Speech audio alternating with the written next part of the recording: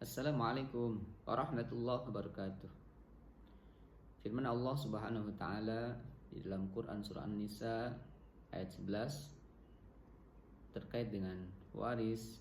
Di sana secara spesifik Allah mengatur bahwasanya anak-anak dia sebagai ahli waris. Allah sampaikan, a'udzubillahi minasyaitonir rajim, yusikumullahu fi auladikum lizzakari mithlu hazzil unthayain ila akhiril ayah. Kalimat ini menggunakan kata al-aulad. Al-aulad sejatinya adalah secara bahasa artinya anak.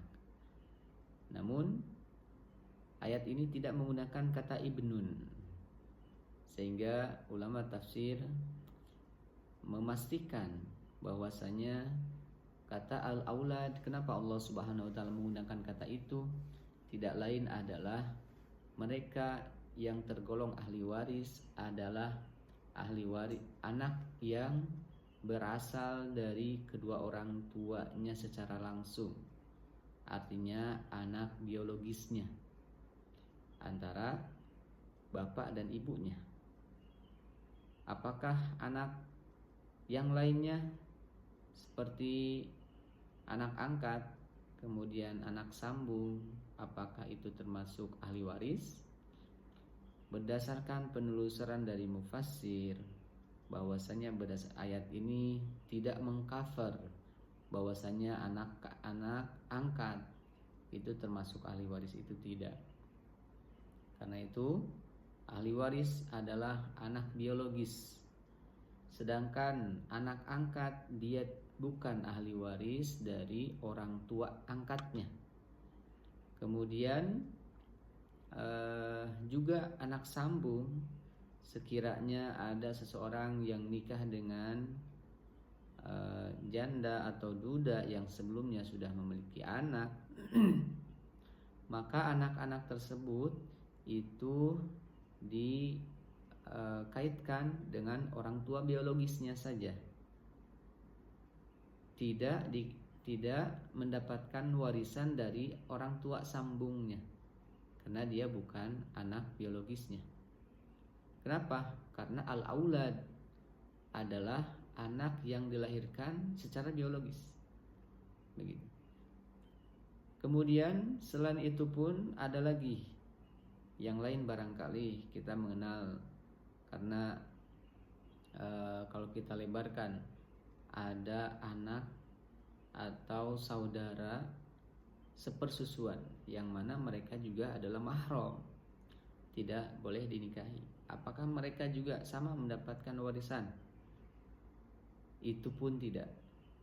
Bahwasanya anak atau saudara sepersusuan, kemudian anak sambung, kemudian anak angkat, semuanya tidak mendapatkan warisan atau tidak termasuk kepada ahli waris. Kemudian bagaimana agar orang-orang tersebut bisa mendapatkan ahli waris, mendapatkan harta warisan maksudnya? Maka jalannya adalah dengan wasiat atau hibah. Kalau dikategorikan sebagai ahli waris, ini keliru. Mereka bukan ahli waris karena anak-anak tersebut bukan anak biologis, tetapi anak tersebut di luar daripada anak biologis, sehingga tidak tercover dari kata al-aulad di dalam firman Allah Quran surah An-Nisa surat keempat ayat 11. Karena itu jamaah sekalian yang memiliki fenomena atau ada di keluarganya anak sambung, kemudian anak angkat, atau ada saudara sepersusuan, maka sekali lagi mereka tidak termasuk kepada ahli waris. Mereka tidak mendapatkan bagian harta warisan kecuali kalau melalui jalan hibah atau wasiat. Ketentuan wasiat maksimal sepertiga. Kalau ada penerima wasiat ini satu orang, berarti sepertiga itu untuk satu orang, maksimal sepertiga.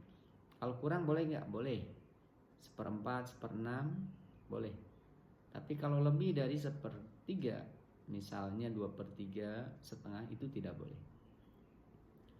Kalau penerimanya ada satu orang, maka dia akan menerima secara sendiri. Tapi kalau misalkan yang diwasiatkan ada 10 orang, maka mereka sama-sama menerima wasiat dari sepertiga itu. Sepertiga untuk 10 orang yang menerima wasiat. Begitu. Bukan masing-masing sepertiga dikurangi, kemudian ada lagi dikurangi, tidak. Tapi para penerima wasiat semuanya di satu kelompokkan menjadi penerima wasiat maksimal sepertiga. Kalau kurang itu boleh, tapi kalau lebih dari sepertiga itu nggak boleh. Wasiat ini kapan? Ya, ditunaikan setelah utang diselesaikan, pengurusan jenazah diselesaikan, sisanya tinggal harta warisan yang akan dibagikan, maka wasiat yang didahulukan sebelum pembagian warisan. Karena itu anak biologis saja yang menjadi ahli waris yang mendapatkan harta warisan. Sedangkan anak angkat, anak sambung, saudara sepersusuan, mereka juga tidak termasuk golongan ahli waris. Demikian, wassalamualaikum warahmatullahi wabarakatuh.